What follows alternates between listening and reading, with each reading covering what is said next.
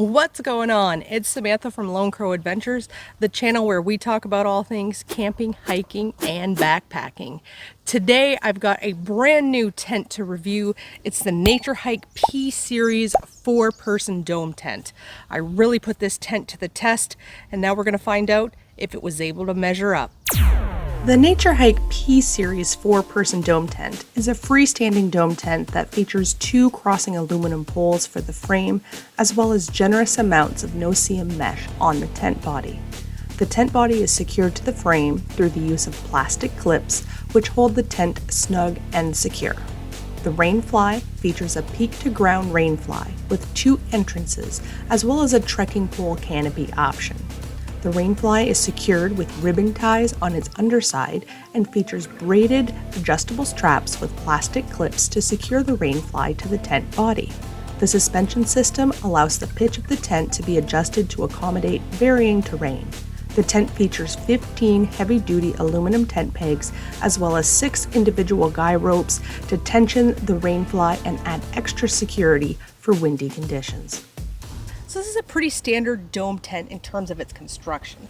The Rainfly is made out of a 210T polyester material that has a hydrostatic head rating of 2,000 millimeters. In addition to the polyurethane coating that is on the tent fly to give it that hydrostatic head rating, it also is treated with a UV resistant chemical that provides an SPF of 50, meaning that the fly is less likely to sustain damage from exposure to UV radiation from the sun. The tent features 2 entrances, which is really nice in a tent of this size.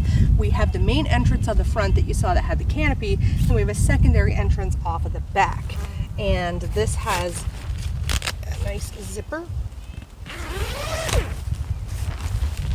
Now these are not YKK zippers, but you can see that zipper is operating very, very smoothly with these peak to ground zippers. That's what I call these, because it's almost at the peak and it goes practically all the way to the ground. There are usually a couple of T-ties here, and that is the case with the Nature Hike tent as well. Now, being able to open up the front canopy and then being able to open up the back to add some cross ventilation is super, super important, especially in really hot and dry environments like today. If you take a look at where I'm camping, man, you'd appreciate some ventilation too. We're talking wide open spaces and full sun exposure, which also means exposure to the wind. And you can see that this canopy is doing a pretty decent job. I've got the guy lines staked down, and those little trekking poles on the front are doing a top-notch job keeping that canopy, because we're getting gusts about 15 miles an hour today. So there's not a huge sustained wind, but every once in a while, whoo, it really goes. And this tent has been stable so far. Now with dome tents, or really with any tent that is sent to me when I'm asked for a review, one of the biggest things I'm always worried about is condensation. Condensation management as a tent manufacturer should be the number 2 priority after the first priority, which is seam sealing and making sure that the tent doesn't leak. The tent doesn't leak and you pass there, then you need to make sure that it's not going to leak because of condensation. And this tent does a fabulous job with condensation. Initially, I was a little worried because we have a vent on each side, one on this side and one on the other, and it's supported by this metal stay right here. And then we have this little guy out point here that pulls the Rainfly away from the mesh body of the tent. And it does a really nice job. It was cold last night. It was about 35 degrees. I closed down the canopy. I zipped everything up. I zipped the back door up as well to fully keep all of that hot air inside the tent, because I wanted to find out how much condensation would be produced. And I just left these 2 vents open and left the tent fly staked out, and there wasn't a drop of condensation this morning. It was superb. And we had quite a bit of moisture fall last night because it was pretty humid and the temperature just boom, it just dropped like a rock.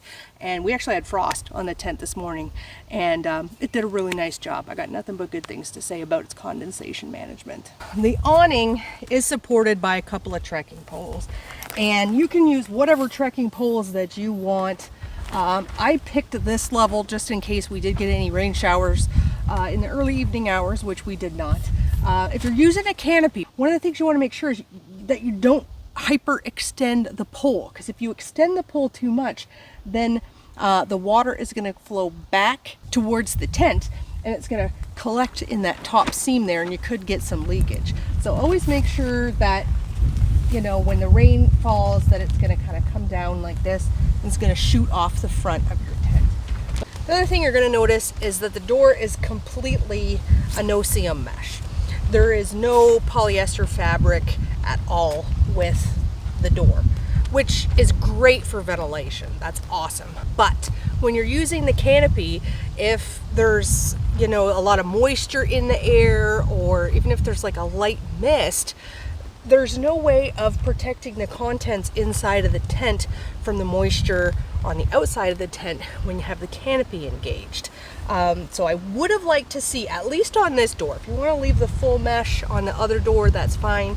But at least with this door with the canopy, I would have liked to see some kind of option that had a polyester door and then maybe a window that zips down, like a moon-shaped window that zips down part way to offer the ventilation there. I don't know if that would have negatively impacted how the tent deals with condensation, but I did sit up last night for a while, and I was concerned that moisture might be inside the tent just because that dampness kind of settled with the night. It wasn't. Everything was super dry, you know, because we've got these little side flare flaps hanging out. But if there was any kind of a misting or light rain situation, I don't think things would get soaked, but I think, you know, you might get some moisture in there. So that's just something to kind of think about. Now we'll come on the inside here and you'll see manufacturer calls this a D-shaped door. If you look, it kind of looks like a D, but this is more of an arch style door. And kind of the pain in the butt with this, and it's just this style door, is that there's no way to only open part of it to get out. So you got to really kind of commit to opening the whole thing to get in and out. And I would have preferred if they would have taken this door and flipped it so that you had to commit to either the left or the right side to get out, so that you could open the mesh a little bit to whatever direction that the circular part was on.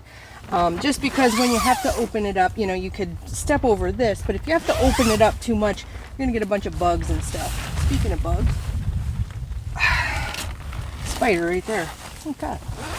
And also, when this kind of flops in and out, then it forces you to have to step on the mesh to get in and out. So I wasn't real crazy about that, but honestly, the tent was easy enough to get in and out of. And it offers some really nice zippers. Not YKK quality, but pretty decent little zippers. The floor is fully seam taped, and we have an Oxford 150D Oxford polyester on the floor. So the floor is fully waterproof with a hydrostatic head rating of 3,000 millimeters, which is a pretty widely accepted industry standard in terms of floor waterproofing. And we got a pretty decent amount of floor space in here. I would call this a 2-person tent. I would not attempt to sleep 4 people in here in a million years. When tent companies come out and they say, oh, this is a 2-person, this is a 4-person, a 6-person tent, what they mean is shoulder to feet, shoulder to feet. Nobody sleeps like that. So this would be 2-person max. I actually found it really comfortable as a 1-person tent by the time I got all my extra gear in here, especially because I carry a lot of filming gear and stuff like that, so I have a little more than, you know, maybe most people who go camping. It is a little bit on the small side to be deemed a 4-person tent. 3 at a very, very maximum. And that's only if like your brother-in-law shows up at the last minute with a case of beer and says, hey, I'm coming camping with y'all, right? That's only if that happens. If you take a look on the manufacturer's website, you'll notice that they list the peak height at 51 inches. And they also list the entire length of the tent at 120.1 inches by 82.7 inches. Now, clearly, looking at the size of the tent, you can tell that this is a square tent, not a rectangle. So this tent is just shy of 7 by 7 feet. And those extra amount of inches that are being counted by the manufacturer also encompass the canopy when it is staked down, as well as the area for the vestibule for the back as well. One of the things that I did appreciate about this tent was the ability to collapse the canopy without having to unstake these skyline points. So last night before I went to bed, I just went ahead, took this trekking pole, put it aside over here, this trekking pole, put it aside, and then I let the canopy fall. And then I came along and it was inside the tent, and I just zipped it up like this.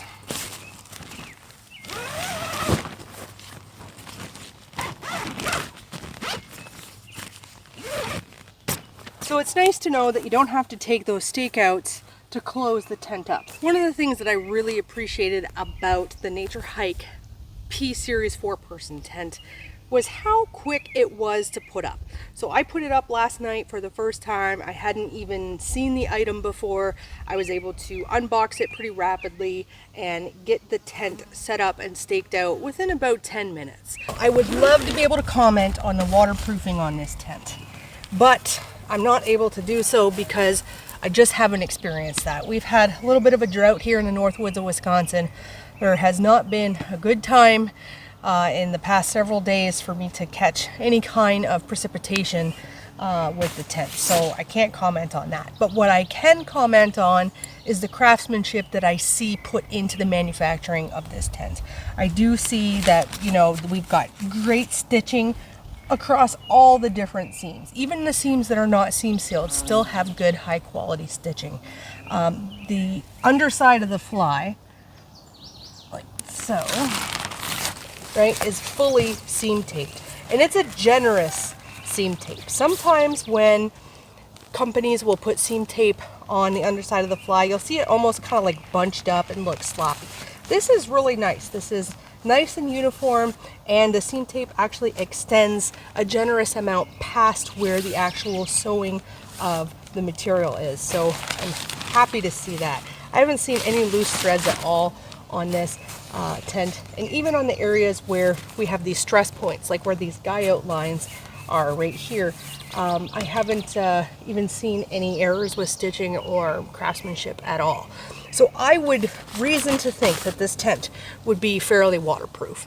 I'll follow up in the future because I intend to test it in a rainstorm if we ever get rain ever again. If I had to rate the Nature Hike P Series 4-person dome tent, I would give this tent a pretty solid 3.75 out of 5 crows. I know normally we don't do 0.25s. We either do 3, 3.5, or 4. And I wanted to give this tent a 4. I really did. But because I have not tested it in the rain, I did not feel comfortable doing so. So that's why I'm giving it a guarded grade of 3.75, which I think this tent is going to perform well in the rain.